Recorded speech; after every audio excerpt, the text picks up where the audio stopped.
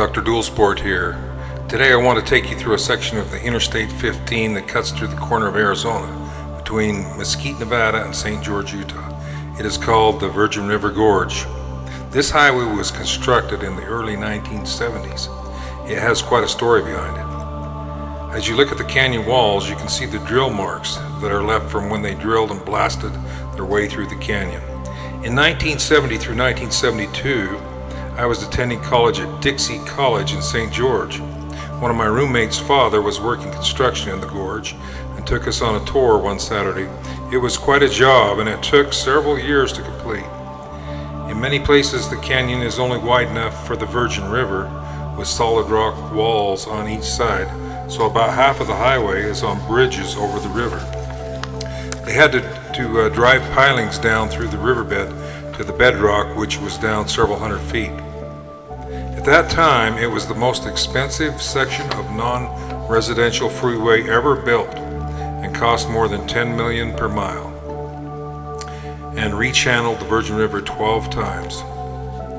It cut so many miles off the route from the old highway went over Utah Hill and was a narrow, windy, steep road that had many accidents, especially in the winter.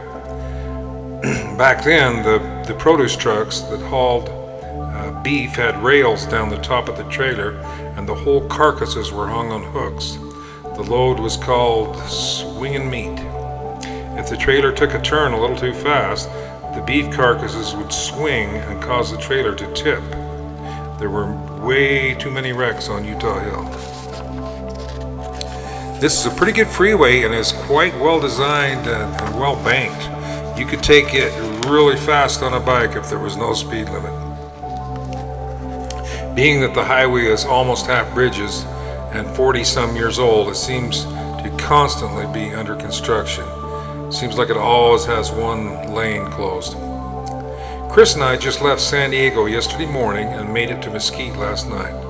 The night before we left, I woke up several times and I was checking the weather at each place along the route, trying to decide which day to leave, and the weather just was not cooperating. By morning I decided that we better head out. We had about a 2-hour break where the clouds were going to lift, so we decided to go for it.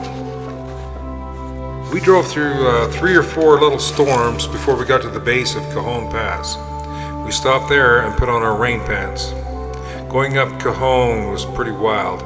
It was foggy with wind gusts and the rain was falling in sheets. We were glad when we got up to the high desert. We then kind of played grab ass with the storms all the way across Nevada. Even with the storm, it was still a great ride. We had good bikes and the proper equipment to stay warm and dry. I hope you have enjoyed the ride through the canyon.